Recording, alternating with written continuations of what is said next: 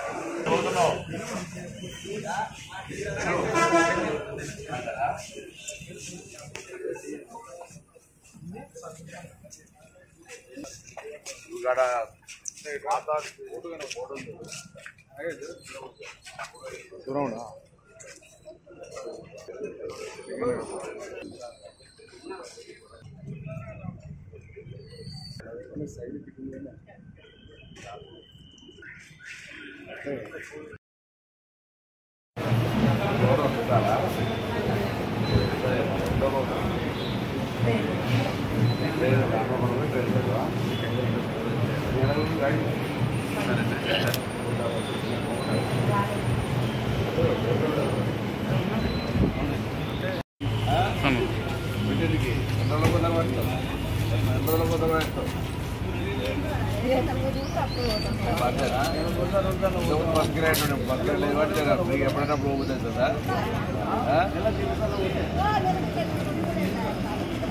బస్కిరాయి ప్రయాణం చూడే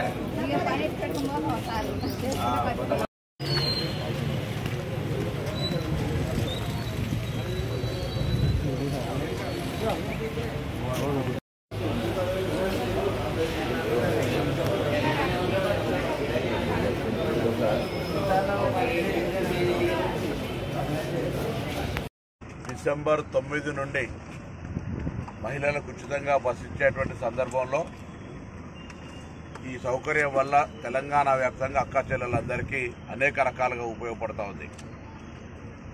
హుస్నాబాద్ బస్టాండ్కి సంబంధించి కూడా ఈరోజు ఇక్కడికి రావడం జరిగింది. ప్రయాణికులను యోగక్షేమాలు అడిగినప్పుడు వాళ్ళంతా కూడా సంతోషంగా అన్ని రకాల సర్వీసెస్ ఉపయోగించుకుంటామని చెప్పినారు. కొంత ఆర్టీసీ నా కుటుంబ సభ్యులు ఆర్టీసీ మంత్రిగా వాళ్ళ యొక్క యోగక్షేమాలు అడిగినప్పుడు కూడా కొంత మహిళలకు సంబంధించి 50 సంవత్సరాల పైబడినటువంటి వాళ్ళకు కొంత స్పెషల్ ఆపర్చునిటీలకు సంబంధించి కొంచెం చెప్తా ఉన్నారు. ఈ సందర్భంలో ఆర్టీసీ గత 10 సంవత్సరాలు నిర్వీర్యం అయిపోయి సమ్మె ద్వారా చేస్తే కూడా అనేక మంది చనిపోయినా స్పందించకుండా ఒక కొత్త బస్సు కొనకుండా ఒక కొత్త కార్మికుడికి లేదా ఆర్టీసీకి ఉద్యోగం ఇవ్వకుండా వ్యవస్థ అంతా కూడా నిర్వీర్యమైన సందర్భంగా ఈరోజు ఆర్టీసీ పూర్తిగా లాభాల దిశలో పోయేటువంటి పరిస్థితుల్లో పాత అప్పులు పాత పిఎఫ్ నుండి పాత సిసిఎస్ నుండి వాళ్ళ నిధులను వాళ్ళకు రిటైర్ అయిన రోజు ఇచ్చే విధంగా తీసుకునే ప్రయత్నం జరుగుతుంది. ఇటువంటి సందర్భంలో కొంత సమ్మెకు అనేటువంటి మాట చెప్తున్నటువంటి సందర్భంలో గౌరవ ముఖ్యమంత్రి గారు మొన్న స్పష్టంగా చెప్పినారు, ఈ ప్రభుత్వం ప్రజాపాలన ప్రభుత్వం, ఏదైనా చర్చ ద్వారా సమస్య ద్వారా పరిష్కారం చేయడానికి సిద్ధంగా ఉన్నాం. మీరు మా మంత్రి గారు ఎప్పుడైనా కలవచ్చు, మీకు సమస్య పరిష్కారానికి సంబంధించినటువంటి మార్గం తలుపులు తెరిచినాయని చెప్పి వాళ్ళు కూడా కొంతమంది మేము కూడా చర్చలకు సిద్ధమన్నారు. నేను రవాణా శాఖ మంత్రిగా వారందరినీ ఎప్పుడైనా వాళ్ళ వీళ్ళని బట్టి నేను 5-6 తేదీలలో హైదరాబాద్లో ఉంటా. వాళ్ళు ఎప్పుడైనా కూడా నా దగ్గరకు వచ్చి తలుపులు చర్చ ఎవరైనా రావచ్చు, ఎవరైనా మాట్లాడవచ్చు. దానికి ఇదేమో అధికారికంగా పిలిచి అధికారికంగా రావాలి అట్లా ఏం అవసరం లేదు. సమస్య ఉంటే ఇంతకుముందు కూడా మేము పిఎఫ్ ఇచ్చినాం, మేము వాళ్ళకు సంబంధించినటువంటి టీఏడిఏలకు సంబంధించి డిఏపెంపుకు సంబంధించి బాండ్స్కు సంబంధించి కారుణ్య నియామకాలకు సంబంధించి మా యొక్క ముఖ్య ఉద్దేశం ఈ ప్రజాపాలన రేవంత్ రెడ్డి గారి నాయకత్వంలో మా ముఖ్య ఉద్దేశం ప్రజా రవాణా వ్యవస్థ బాగుండాలి. ఇది గ్రామీణ ప్రాంత పేద ప్రజలకు సంబంధించిన రవాణా వ్యవస్థ.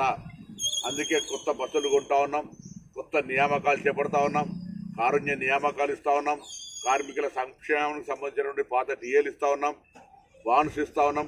అన్ని రకాల అంశాలను పరిష్కరిస్తాం. ఇంకేమైనా మిగిలి ఉంటే కూడా అవన్నీ సంస్థ పరంగా ఇవ్వడానికి సంబంధిత మంత్రిగా మేము సిద్ధం. మా ముఖ్య ఉద్దేశం కూడా 3 ఉద్దేశాల మీద సంస్థ నడుస్తూ ఉంది. 1 సంస్థ పరిరక్షణ, 2 కార్మికుల సంక్షేమము, 3 ప్రయాణికుల సౌకర్యం. ఈ 3 విషయానికి వచ్చినప్పటికీ ఎక్కడ కూడా మేము అనుకోకుండా అన్ని రకాల చర్యలు తీసుకుంటా ఉన్నాం. కాబట్టి మరొకసారి ముఖ్యమంత్రి గారి మాట ప్రకారంగా కార్మికులు ఎవరు వచ్చినా వారి సమస్యలు ఏమున్నా ఇప్పుడనే కాదు ఎప్పుడైనా పరిష్కరించడానికి సిద్ధం. ప్రస్తుతం ఉన్నటువంటి రాష్ట్ర ఆర్థిక పరిస్థితుల దృష్ట్యా లేదా ప్రస్తుతం ఉన్నటువంటి ఈ పరిస్థితులలో ఆర్టీసీ ఇప్పుడే ముందుకు పోతున్నటువంటి పరిస్థితుల్లో మూలుగే నక్క మీద తాటిపట్టు పడ్డట్టు జరగద్దు. అనవసరంగా ఈ కొంత ఇబ్బందికరమైనటువంటి అంశాలు తేవద్దనే దానిలో వారందరూ కూడా నేను సందర్భంగా ప్రత్యేకించి విజ్ఞప్తి చేస్తాను. ముఖ్యమంత్రి గారి మాట ప్రకారంగా మీరు ఎప్పుడు వచ్చినా నేను డిస్కషన్కు రెడీ అనే విజ్ఞప్తిని చేస్తాను.